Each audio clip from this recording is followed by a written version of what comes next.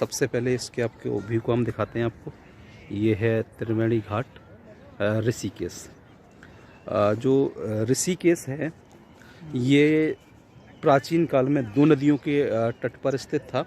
एक का नाम था गंगा, जो कि आपको सामने दिख रही है, और एक यहाँ पे सामने जो ये दिख रहा है, जहाँ ये गाय खड़ी है इसके बगल में, उसका नाम था चंद्रभागा। तो ये चंद्रभागा और गंगा नदी के तट पर ये स्थल स्थित था। और आज जहाँ पर हम लोग हैं ये कहलाता है त्रिवेणी घाट। त्रिवेणी घाट आने के लिए आपको अगर आना है तो आप अगर देहरादून से आ रहे हैं तो बिल्कुल पास है, और अगर आप वहाँ जोली ग्रांट से आए एयरप्लेन से तो आप वहाँ से ईजिली इस जगह पर पहुँच सकते हैं। और अगर रेलवे स्टेशन से देखें तो रेलवे स्टेशन से मात्र 3 किलोमीटर की दूरी पर है ये जो त्रिवेणी घाट। त्रिवेणी घाट को सबसे जो फेमस है त्रिवेणी घाट, वो स्पेशली फेमस है यहाँ पर अपनी गंगा आरती के लिए। रात के समय पे यहाँ गंगा आरती होती है, और ये होली प्लेस है, मतलब पवित्र स्थान है जहाँ पे लोग आते हैं, गंगा पे डुबकी लगाते हैं और यहाँ पे उसकी चीज़ की पूजा करते हैं कि हमें जो पवित्र और आध्यात्मिक स्थल है जिसमें हम गंगा की आरती भी करते हैं, गंगा जी से कुछ जो भी आपको मांगना है वो आते हैं। जहाँ तक ऋषिकेश की चर्चा करें तो इसका उल्लेख जो है वो पुराणों में भी मिलता है, और केदारखंड में इसका उल्लेख सबसे पहले दिया गया था। और बोला जाता है कि ये जो ऋषिकेश है ये एक ऋषि थे जिनका नाम था रैम्भ, उनकी ये तप स्थली थी। ये दिखेंगे आपको गंगा मैया त्रिवेणी घाट में। आपको सबसे पहले तो ये गंगा मैया की एक मूर्ति आपको दिखेगी, और यहाँ पर ये है जो त्रिवेणी घाट अपनी गंगा आरती के लिए जाना जाता है, तो उसकी जो मुख्य आरती वाला घाट है वो यही है, यानी कि इसको मुख्य आरती स्थल बोलते हैं। और अगर इसमें आप देखें,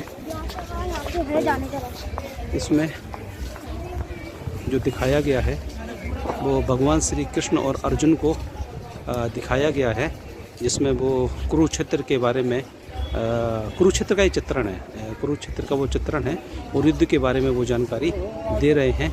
तो यह है त्रिवेणी घाट परिसर। ये चित्र आपको दिखेगा, इसमें भगवान शिव दिख रहे हैं और उनकी जटा के ऊपर जो हैं वो गंगा अम्मा विराजमान हैं, और बगल में पार्वती जी बैठी हुई हैं। जो कि आपको चित्र जो दिखा रहा है वो इसलिए दिख रहा है, इसमें गंगा कथा को प्रदर्शित किया गया है। तो एक आपको ये चित्र मिलेगा। त्रिवेणी घाट के बारे में अगर मैं थोड़ा संक्षिप्त में एक जानकारी दूं तो ये जो जगह है त्रिवेणी घाट, ये पहले क्या होता था कि ऋषिकेश जो है वो शुरू से पवित्र स्थल था, और इस पवित्र स्थल पर चारों धाम की यात्रा के लिए एक पड़ाव भी होता था। यहाँ पे पड़ाव लोग करते थे। तो ऐसा बोला जाता था कि आपको अगर चारों धाम की यात्रा शुरू करनी है तो त्रिवेणी घाट में अगर आप स्नान करेंगे तो वो काफ़ी पुण्यात्मक स्नान माना जाता है। तो लोग सबसे पहले जब त्रिवेणी घाट आते थे तो यहाँ पर स्नान करते थे, और बोला जाता है कि जो कि ऋषिकेश जो है वो गढ़वाल का मुख्य द्वार भी है, और चारों धाम की जो यात्रा शुरू होती है वो इसी ऋषिकेश से प्रारंभ मानी जाती है। हरिद्वार में आप स्नान करिए, फिर आप चारों धाम की जो यात्रा करते थे वो इसी ऋषिकेश से प्रारंभ करते थे। आज भी जो सबसे ज़्यादा जो गाड़ियाँ मिलती हैं आपको वो इसी ऋषिकेश नामक जगह से मिलती हैं।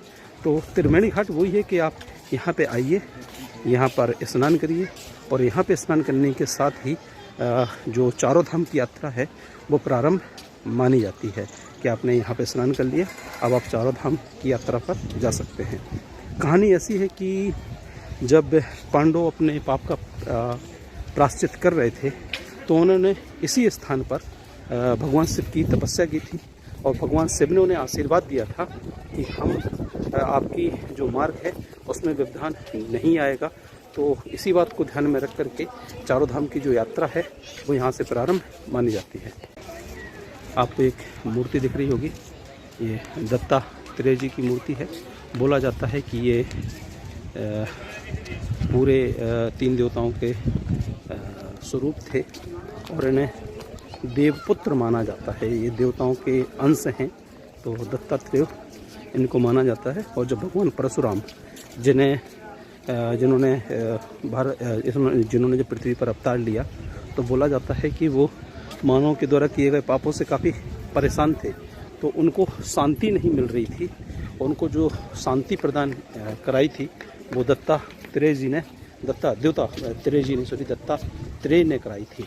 तो इनकी यहाँ पे त्रिवेणी घाट में एक मूर्ति लगाई गई है और हम इस त्रिवेणी घाट को अच्छी तरीके से देख रहे हैं। यहाँ पे लोग नहा रहे हैं, ये देखिए नीचे से यहाँ पर लोग नहा रहे हैं और नहा रहे हैं, तो अपने पाप से मुक्ति प्राप्त कर ही रहे होंगे। और इसके आगे की ओर जाएं तो आपको एक संगम दिखेगा, जिस संगम का नाम है कौन सी नदी थी पंकज? चंद्रभागा और गंगा नदी का संगम था। चंद्रभागा जो त्रिवेणी घाट का एक महत्व और है।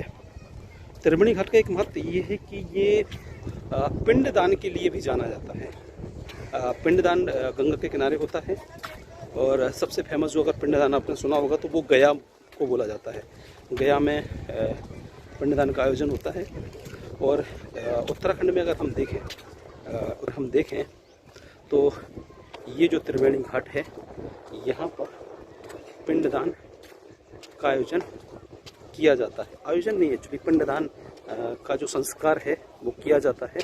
तो लोग यहाँ डुबकी लगाते हैं और सरकार का अगर आप प्रयास देखें तो बड़ा सकारात्मक है। उन्होंने इस क्षेत्र को थोड़ा उथला किया हुआ है, गंगा को थोड़ा चौड़ा कर दिया है, ताकि यहाँ पर लोग आकस्मिक रूप से बह ना जाएं।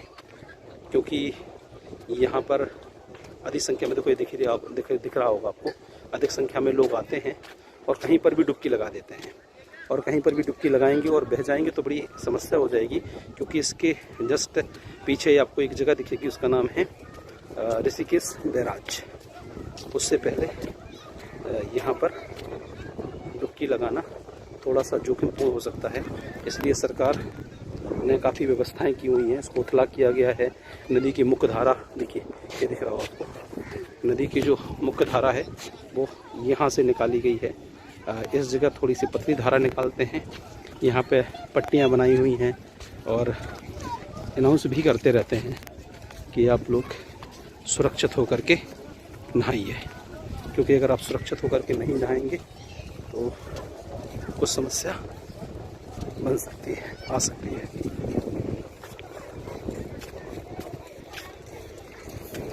त्रिवेणी घाट का एक संक्षिप्त विवरण। कबूतर उड़ रहे हैं तो लोग यहाँ पर आते हैं। और त्रिवेणी घाट जो जाना जाता है स्पेशल, वो जाना जाता है अपने पिंडदान के लिए। और दूसरा जो इसमें महत्वपूर्ण है, जो आपने फिल्मों में भी देखा होगा, कई वेब सीरीजों में देखा होगा, वो जाना जाता है अपनी गंगा आरती के लिए। जब यहाँ पे गंगा आरती होती है तो गंगा आरती के समय यहाँ पे बहुत अधिक भीड़ हो जाती है। क्योंकि ये घाट सबसे बड़ा है और सबसे ज़्यादा लोग यहाँ पे आकर के बैठते हैं। तो गंगा आरती के समय पे काफ़ी ये बड़ा हो जाता है, काफ़ी भीड़ हो जाती है। यहाँ पे गंगा आरती होती है और गंगा आरती का जो मुख्य स्थल है वो मैंने आगे आपको बताया कि वो जो टीन जहाँ लगा हुआ है वो गंगा आरती का मुख्य स्थल है। तो ये है हमारा, ये आप नीचे देखिए, यहाँ पे दिख रहा होगा आपको, यहाँ पर पानी के लिए मुझे लगता है इसको सीमेंटेड कर रहे हैं। कुछ समय बाद इसको पूरे अच्छे तरीके से बना देंगे। हरिद्वार की तर्ज पर इसका बनाने का एक उद्देश्य है। हालांकि सामने तो ये बना हुआ ही है, थोड़ा आगे तक ले जाने के उसमें है, ताकि लोग कुतूहलवश दूसरी तरफ ना जाएं, फिसलें ना। तो सरकार का एक अच्छा प्रयास है इसमें। यहाँ चेंजिंग रूम बना रही है सरकार, ताकि आप सुरक्षित घाटों पर नहाएं, साथ में आप यहाँ पे आसानी से आ सकते हैं। ये बहुत ज़्यादा दूर नहीं है। तो जब भी ऋषिकेश का प्रश्न दिमाग पे आता है, त्रिवेणी घाट सबसे पहले हमारे सामने प्रकट होता है। तो ये था हमारा एक त्रिवेणी घाट का संक्षिप्त टूर। और ये है त्रिवेणी घाट, हम आपको व्यू दिखा रहे हैं। त्रिवेणी घाट, ये पूरा त्रिवेणी घाट है। ये गंगा जी हैं हमारी। ठीक है, ये त्रिवेणी घाट पड़ता है। मैं बिल्कुल गंगा जी के उसी बॉर्डर पे हूँ। ये देखिए, यह है त्रिवेणी घाट। इन दिनों को सबसे पहले रम ऋषि ने जीता था, उन्हीं के नाम पर ये पवित्र स्थल के रूप में आया था। और ये भगवान विष्णु ने भी यहाँ पर आकर के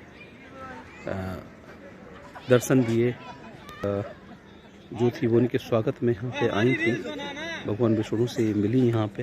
तो ये गंगा का एक प्रमाणिक महत्व है और इसी वजह से ये त्रिवेणी घाट फेमस है। बने रहिए हमारे साथ। जय हिंद।